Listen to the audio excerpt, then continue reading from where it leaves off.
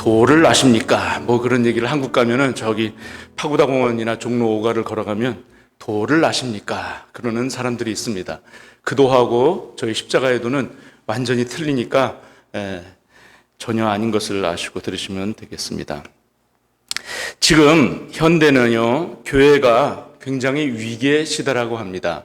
이 교회가 지금 맞이하고 있는 여러 가지 것들이 있지만 대표적인 것이 성혁명으로 인한 교단의 분열을 들 수가 있습니다.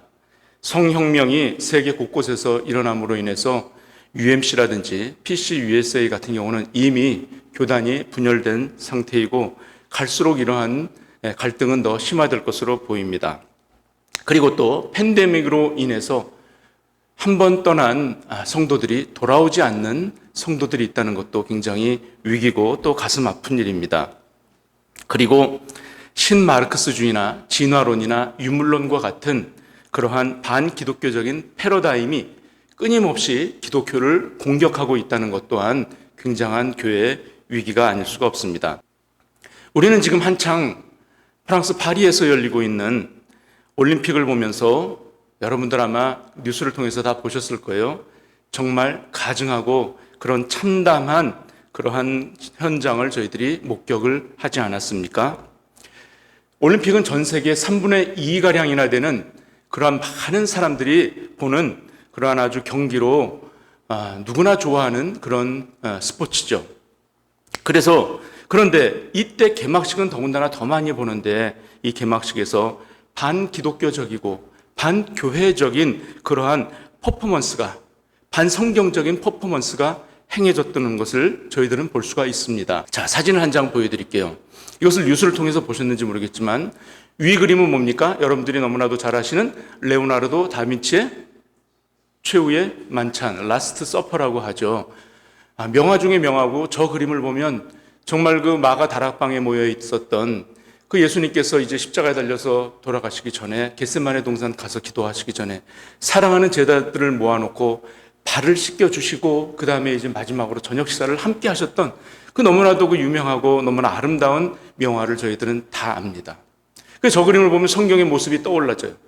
그런데 저것을 패러디한 예수님을 조롱하고 빙자한 입에 담기도 정말 모한 LGBTQ 사람들이 저걸 갖다가 흉내를 낸 거예요.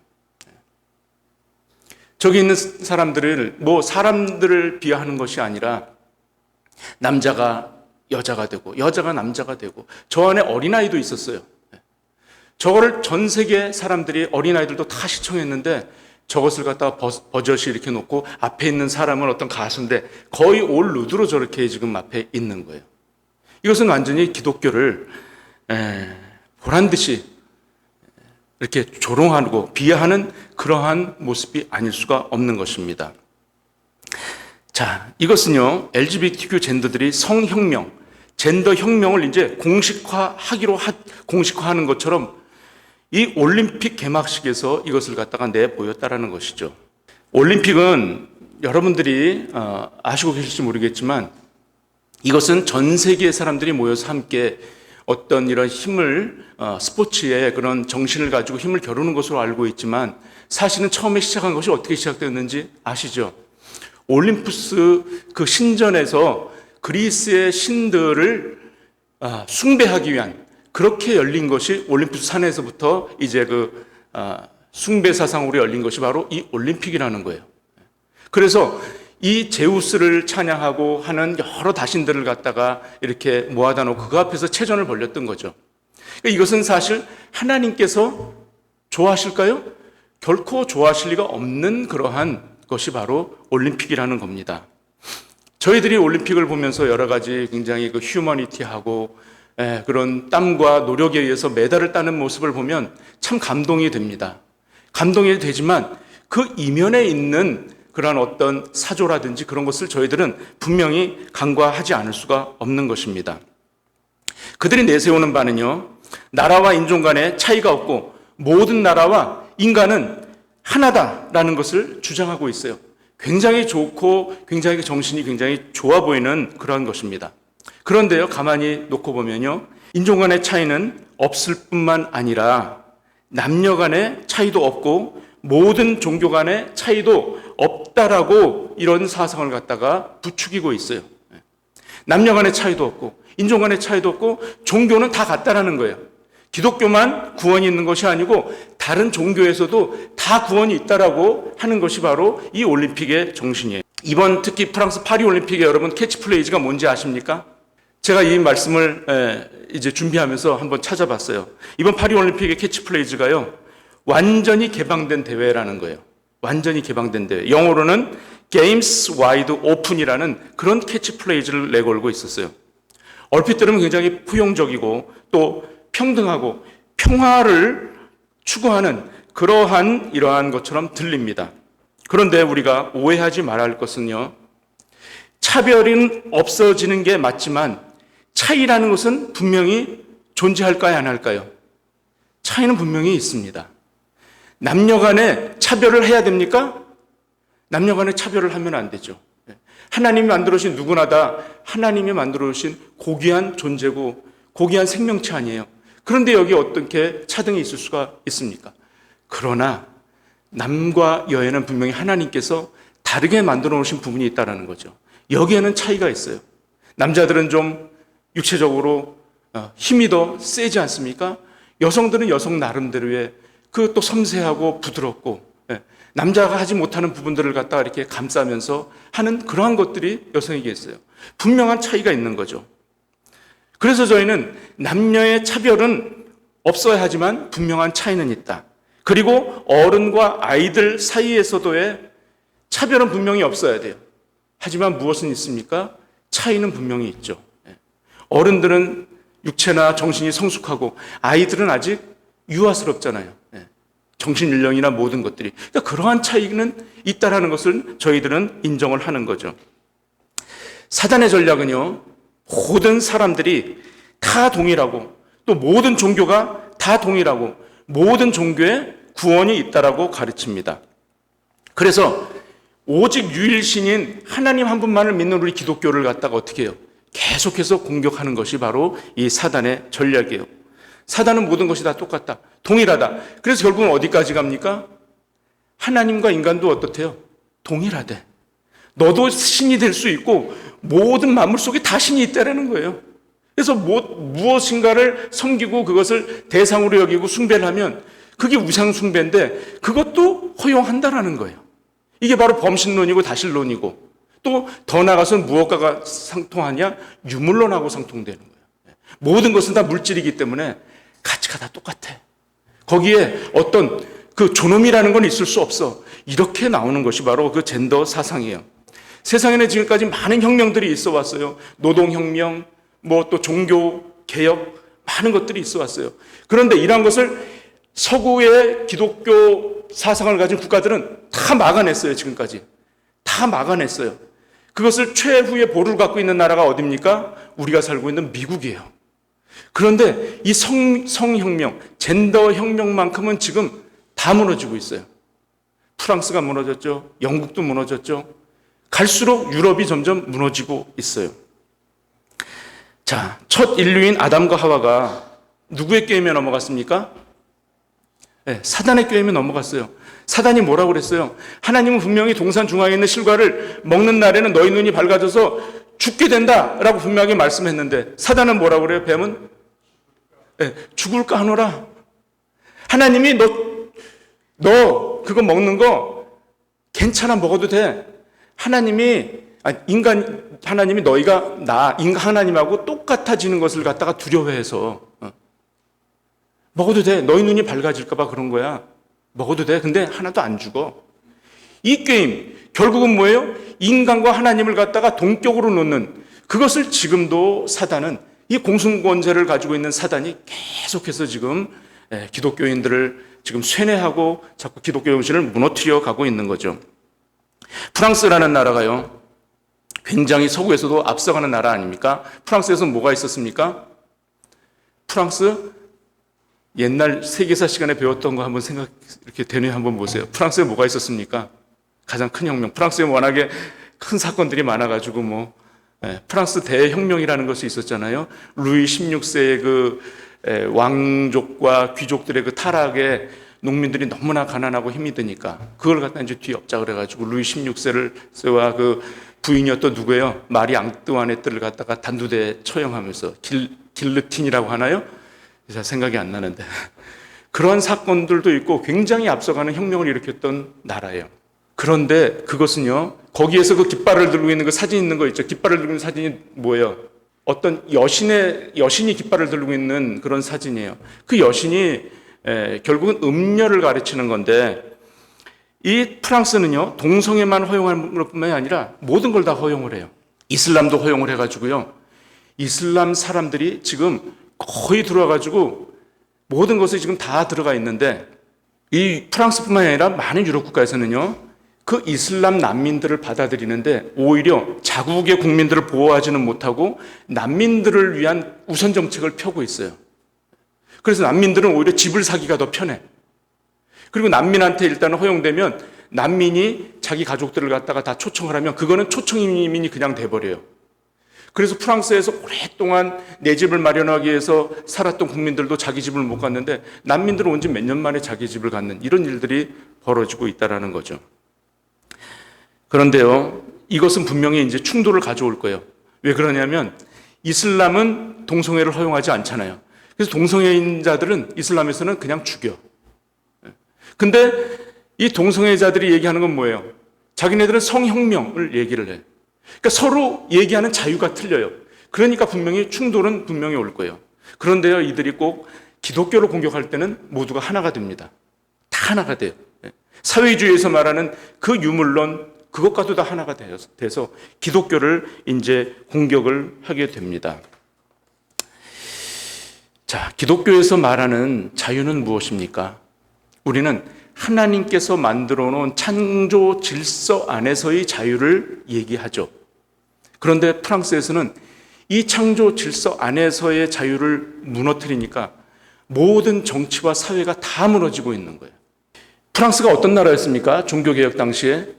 거기서 누가 있었습니까? 개신교를 탄생시킨 그 위대한 잔 칼뱅, 우리들이 얘기하는 장로교에서 얘기하는 칼빈이 있었잖아요. 칼빈이 이 창조 질서 안에서의 자유를 외치면서 종교개혁을 외쳤던 사람이에요. 그런데 이런 나라에서 동성애자들에 의해서 기독교가 또 예수님이 또 십자가의 도가 조롱을 당하면서 웃음거리로 전락하는 이러한 참담한 일이 벌어졌다는 것에 대해서 저희들은 의문을 감출 수가 없다라는 거죠. 그래서 저희들은 이번 사건을 단지 해프닝으로만 볼 것이 아니라 현대사회에서 기독교와 예수님의 십자가의 도가 얼마나 조롱받고 있는지를 단적으로 보여준 사건이라는 것을 인식하고 베드로전서 5장 8절 9절에 보시면 어떤 말씀이 있습니까? 근신하라 깨어라, 다 같이 있습니다. 시작. 근신하라 깨어라, 너희 대적 마귀가 우는 사자와 같이 두루 다니며 삼킬 자를 찾나니 너희는 믿음을 굳게 하여 저를 대적하라. 오늘 본문 고린도서 1장 18절 이제 보시겠습니다. 여기에서 처음에 어떤 단어가 나옵니까? 십자가의 도라는 것이 나와요. 십자가는 알겠는데 십자가는 형틀이고 또 예수님이 달리셨던 그 보혈을 흘리셨던 십자가라는 걸 아는데, 근데 그럼 도는 무엇이냐? 도가 뭘까요? 저희들은 한문 성경을 번역했기 때문에 한문 성경을 찾으면 길 노자를 쓰고 있어요. 그래서 십자가의 길이라고 해석을 할 수도 있겠고요.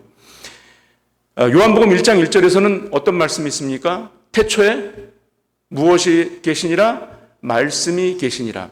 거기에서 그 말씀이 바로 로고스를 가르치는데 바로 로고스, 말씀이 바로 이 도예요. 그래서 십자가의 도, 십자가의 로고스라는 거죠. 결국 십자가의 말씀이라는 것 같아요.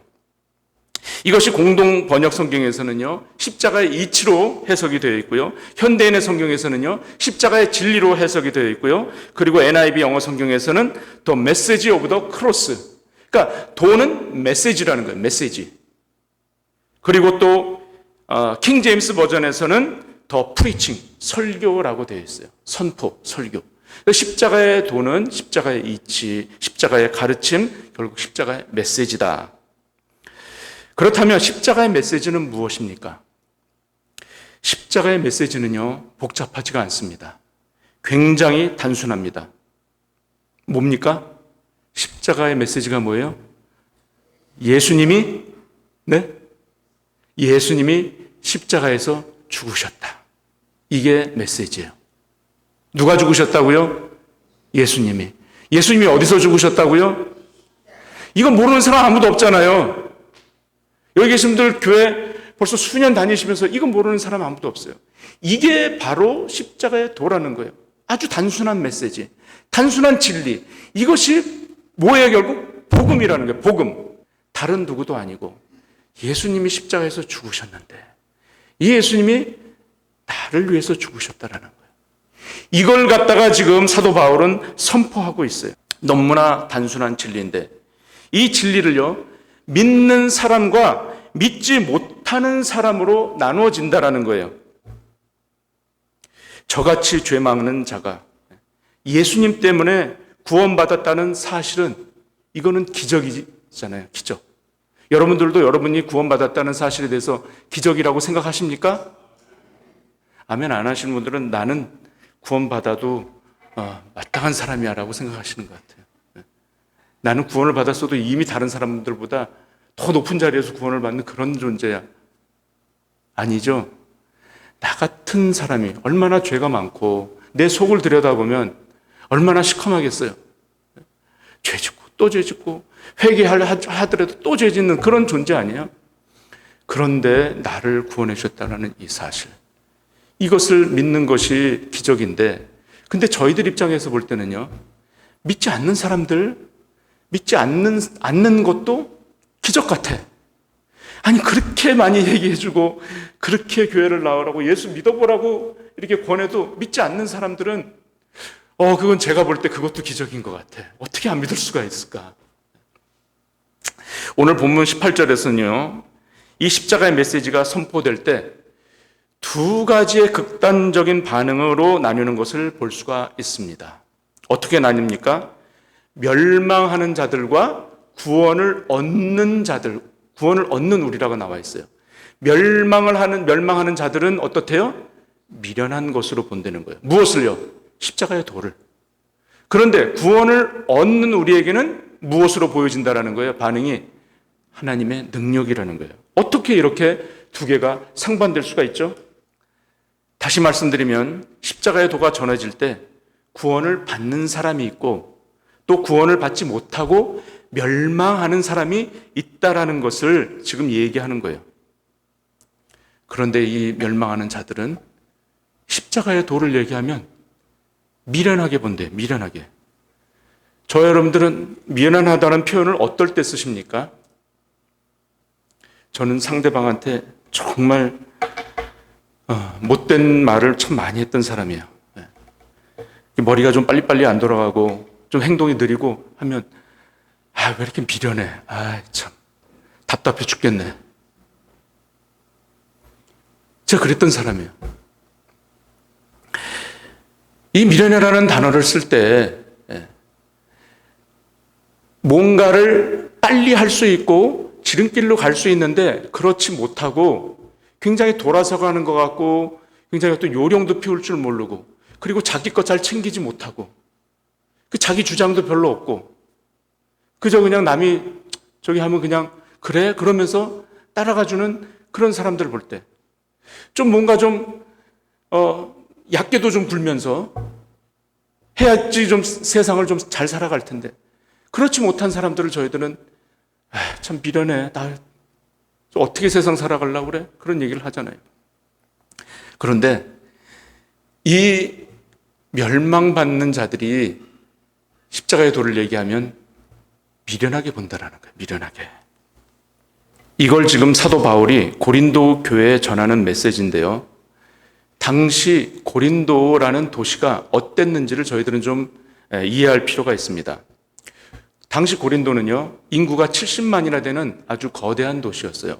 지금도 70만이면 적은 숫자가 아니죠. 한국으로 얘기하면 서울을 중심으로 이렇게 위성도시들이 있잖아요. 경기도 주변에 뭐 안양이나 안산이나 그런 도시들이 70만이더라고요. 제가 찾아보니까. 엄청나게 큰 도시죠. 거기는 지금 오늘날 남쪽 항구에 있었던 도시로 배가 왔다 갔다 하고 하니까 굉장히 상업이 발달하고 무역이 발달하고 그래서 돈의 흐름이 아주 많았던 곳이어서 사람들이 돈을 많이 갖고 있었어요. 돈을 많이 갖고 있으니까 무엇도 발전하게 될까요? 향락 사업이 발전을 하게 됐어요. 그래서 당시에 타락한 도시 하면 고린도를 떠올렸어요. 그래서 매춘부 하면 고린도 소녀 이렇게 동의어가 됐었고요. 그리고 또 고린도 사람 그러면 돈이 많아가지고 목에 힘을 주고 거드름을 피우면서 다니는 방탕한 생활을 하는 사람을 가리치는 수식어가 바로 고린도 사람이었었어요. 더 나아가서요, 고린도에는 그리스와 로마의 혼합주의 종교로 각종 우상 숭배가 난무하던 도시였습니다. 당시에 꼽히었었던 사상이 무엇입니까? 헬레니즘 사상이잖아요. 헬레니즘. 그 헬레니즘은 오늘날까지도 인본주의의 맥을 갖다가 계속 잇고 있는 바로 이 히브리즘과 이 히브리 사상과 대등하게, 즉 히브리 사상은 뭐예요? 기독교 사상이요. 기독교 사상과 항상 대립각을 세우는 것이 바로 이 헬레니즘 사상인데 이것이 꽃을 피웠어요. 지식을 탐구하고 연구하고 이것이 지식을 많이 아는 것을 깨달음을 얻는 것을 어떤 구원에 이르는 것처럼 그렇게 여겼던 도시가 바로 이 고린도였다라는 거죠. 그래서 항상 새로운 지식을 추구했고 수사학이라는 것이 발달이 됐어요. 그래서 고린도 교회에서는요, 언변이 뛰어난 설교자들이 인기를 누렸어요. 설교를 헬라식으로, 헬라적으로 표현하고 헬라적인 사고로 포장을 해가지고 이 변증적인 것에, 변론하는 것에 능한 사람들이 인기를 끌고 글로 사람들이 쏠리는 그런 현상이 있었습니다. 그래서 고린도에는 어떤 파들이 생겨났습니까? 여러분들 성경 보시면 4개 파로 되어 있죠. 아볼로파, 게바파, 그리스도파, 그 다음에 바울파. 바로 아볼로라는 사람이 이 수사학에 굉장히 뛰어나서 언변이 아주 좋았어요. 그래서 이 사람한테 많이 몰렸어요. 어떤 성경적인 바른 진리를 얘기하는데도 이것을 헬레니즘으로 포장을 하는 거예요. 더 그럴듯하게, 사람들한테 더 혹하게. 그런데 사도 바울은요, 그렇게 언변이 뛰어난 사람이 아니었던 것을 저희들 성경에서 알 수 있지 않습니까? 사도 바울이 뭐라고 얘기합니까? 자신은 언변에는 졸하다고 얘기했어요. 자기는 말을 잘 못한다는 거예요. 졸하다고 그랬어요. 그러나 내가 지식에서만큼은 그렇지 않다. 그래서 내가 알고 있는 하나님의 모든 것들을 내가 너희들에게 알려주지 않았느냐? 그건 뭘로 알려줬다는 거예요? 글로 알려줬다는 거예요. 글로. 그런 아주 사도 바울이 논리적으로 이 기독교의 사상을 잘 정리하고 집대성한 사람 아닙니까? 자, 이런 배경을 아시고 말씀을 들으시면 이해가 빠르십니다. 오늘 말씀이 조금 길어지는데 졸지 마시고 잘 들으시면 유익이 되실 줄 믿습니다. 다시 한번 정신 차리시고. 자, 이렇게 지식을 추구하고 돈을 숭배하고 도덕적으로 가히 타락의 끝판왕을 달리고 있던 고린도 사람들 눈에 이 십자가라는 것이 가당치나 했겠습니까? 계속 새로운 것을 탐구하고 지식을 갖다가 아주 숭배하던 사람들인데 십자가는 이치적으로도 안 맞고 또 논리적으로나 현실적으로나 또 볼 때 전혀 아주 웃기는 미련한 거예요. 미련한 거. 그렇게 미련스러운 게 없는 거예요. 그래서 당시 십자가는요, 우리가 생각하는 예수님의 보혈이 적셔진 그 십자가를 생각했던 게 아니에요. 바로 죄인들을 매달아 놓고 그 죄인들이 거기서 죽을 때까지 그것을 쳐다보게 만드는 그런 아주 무시무시한 형틀이었던 거죠. 그래서 아주 중죄인, 그것도 사형이나 또는 노예들, 로마 시민들은 절대 이 십자가형을 주지를 않았어요. 왜냐하면 그것은 너무나 치욕스러웠던 거기 때문에 로마인들은 그것을 하지를 않았어요. 로마 시민들이 볼 때 굉장히 야만적이고 또 잔인하고 수치스럽고, 그래서 이 십자가라는 것을 입에 올리기조차 싫어했었던 겁니다. 언급만 안 한 것이 아니라 십자가에 또 뭐라고 얘기를 합니까? 능력이 있대요. 이 십자가의 도에는 하나님의 능력이 있답니다. 믿으십니까? 십자가에 정말 근데 능력이 있습니까, 여러분?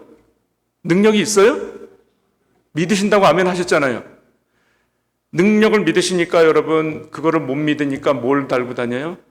십자가 목걸이도 달고 다니고, 차에도 또 십자가를 걸고 다니고, 마치 부적처럼 이것을 내가 갖고 다니고 지니고 다니면 교통사고도 딱 막아주고 어려운 일도 다 막아주고, 귀신 잡귀들이 다 물러가고 뭐 이렇게 생각을 하시는 분이 계실지 모르겠어요.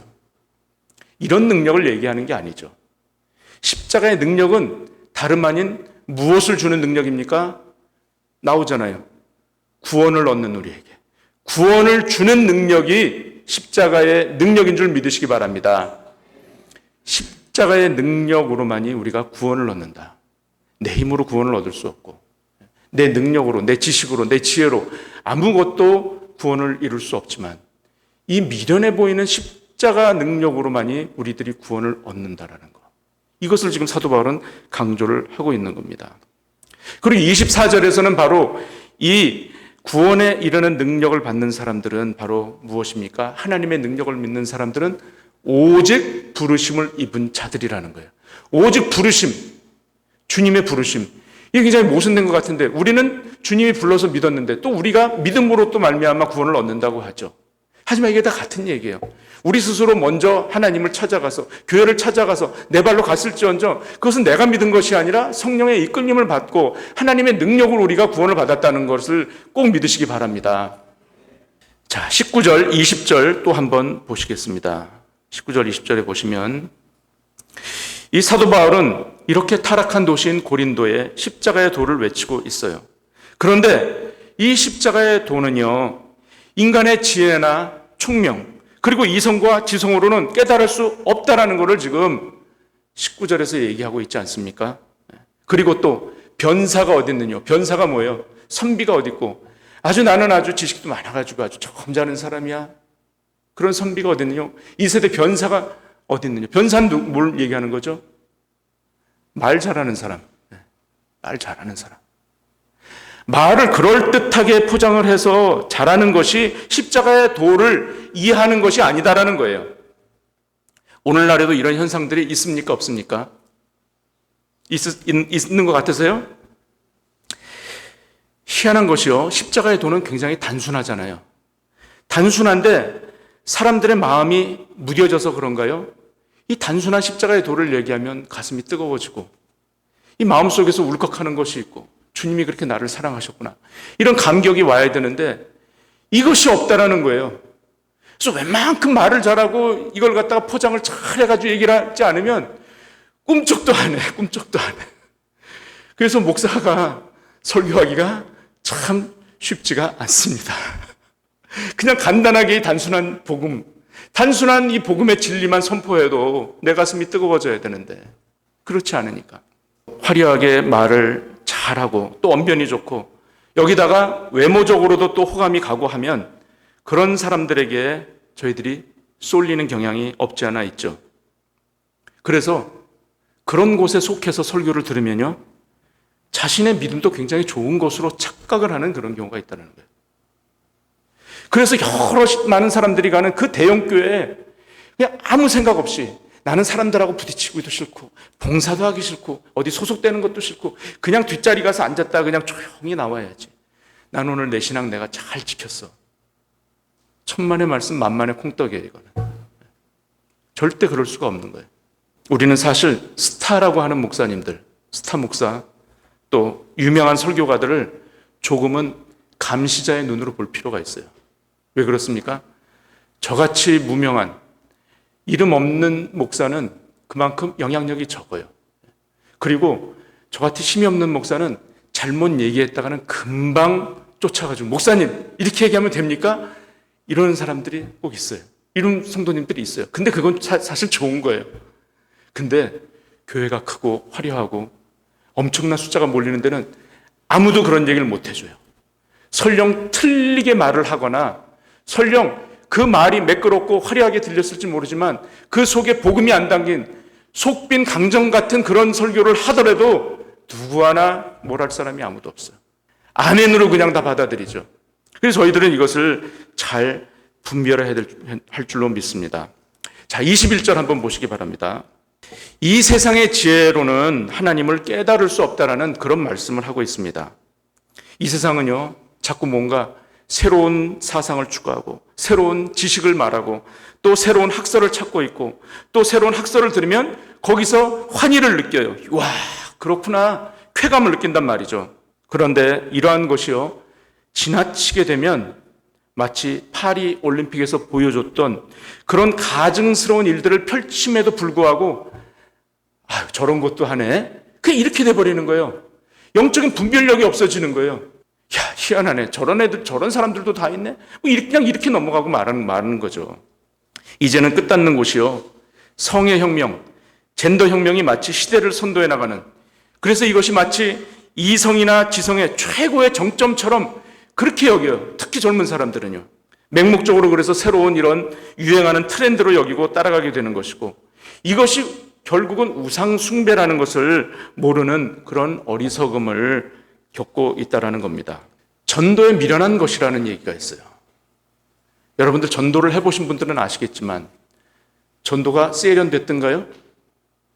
전도는 절대 세련미가 없습니다. 전도는요, 누가 보더라도 미련한 거예요. 전도는 경제학적으로나 어떤 효과적인 면에서, 그리고 숫자적인 면에서 절대 이거는 어떤 결과물을 낼 수 있는 것이 아니에요. 전도지 한 장 들고 나가서 전도할 때 정말 사람들에게 비웃음을 당하고 코웃음을 당하고 이런 거 필요 없어요? 이런 사람 많습니다. 그러나 이 미련한 것을 하나님은 어떻게 하시대요? 전도에 미련한 것으로 무엇 하시기를 기뻐하신대요? 믿는 자들을 구원하시기를 기뻐하신다라는 거예요. 이게 하나님의 뜻이에요. 우리가 교회에서 여러 가지 프로그램도 좋고 여러 가지 많은 행사도 좋지만 그러한 행사를 그냥 우리끼리 우리 기쁨으로, 그래서 우리 교회에 알리는데 이것에 목적이 있는 것이 아니에요. 항상 어디에 초점이 가야 되는 거예요? 전도에 포커스가 되어야 되고, 한 영혼이라도 그 행사를 통해서, 그 프로그램을 통해서라도 한 영혼이 구원받을 수 있도록 하기 위해서 하는 것이 바로 교회의 모든 행사나 프로그램이 되어야 되는 거예요. 이건 미련한 겁니다. 자, 22절에 보니까요, 유대인들은 무엇을 구한답니까? 표적을 구하고, 그리고 헬라인은 무엇을 구해요? 지혜를 구한대요. 유대인들은 정말 표적을 구하기를 좋아하는 사람들이에요. 어떤 표적을 구했습니까? 모세가 막대기를 놓으니까 뭘로 변했어요? 뱀이 됐어요. 또 뱀이 어떻게 됩니까? 다시 막 집으니까 막대기로 되고, 또 기도원이 양털 기도를 하잖아요. 양털 기도. 양털만 적게 해주시고 땅은 마르고, 또 땅은 적고 양털은 마르게 해달라는 그런 기도. 엘리야가 불병거 타고 하늘에 올라가는 그런 기사와 이적 보기를 원해. 혹시 우리들 중에도 그렇지는 않습니까? 기사와 이적, 내 병이 빨리 낫고 뭔가 초자연적 것이 이루어지면, 그거를 갖다가 정말 믿음이 없을 때는 그것을 하나님께서 보여주기도 원해. 그러나 그러한 믿음은 어릴 때 신앙이죠. 어릴 때는 하나님께서 그것도 보여주시는데 그것 때문에 계속 그런 것만 찾아다니는 사람들도 있다라는 거. 자, 헬라인은요, 지혜를 구했는데 지혜는 뭘 얘기합니까? 고상하고 안락하고 새롭고 철학적인 지혜, 과학적으로 증명이 된 것. 그러나 23절에서 보시면 우리는, 또 저와 여러분은 십자가에 못 박힌 그리스도를 구하시기를 축원드립니다. 말씀을 들으시면서 전도가 어렵게 느껴지십니까? 전도는 단순한 거예요. 제가 말을 못해서요. 제가 언변이 부족해서요. 구변의 은사를 못 받아서요. 아니에요. 전도는 정말 단순한 거예요. 바로 예수님이 십자가에서 달리셨다라는, 그거 전하면 돼. 그러면 그 나머지는 누가 하세요? 주님이 하시는 겁니다. 주님이 나를 위해서 십자가에 달리셨어요. 여기에는요, 이 단순한 복음을 전하는 데는요, 분명한 목적이 있습니다. 목적을 밝히고 있어요. 29절에 한번 보시겠습니다. 이는 아무 육체라도 하나님 앞에서 자랑하지 못하게 하려 하심이라. 아멘. 어떤 사람이라도 하나님 앞에 오면 자랑할 게 없다라는 거예요. 결국 예수 그리스도 아니면 우린 아무것도 아니라는 거예요. 예수님 빼면 우리는 nothing이라는 거예요. 이걸 지금 강조를 하고 있는 거예요. 우리 중에 아직도 자랑할 것들이 남아 있습니까? 여러분들은 아직도 자랑거리를 찾아서 그 자랑거리를 구하기 위해서 다니십니까? 고린도 사람들이, 또 파리 올림픽이, 세상 사람들이 다 자신이 가진 지성을 자랑하고 저마다 자신의 지혜를 뽐내고 부를 과시하고 그리스도를 조롱하고 비웃어도 저와 여러분들은 예수 그리스도를 자랑하시는 저희들이 되시기를 간절히 축원드립니다.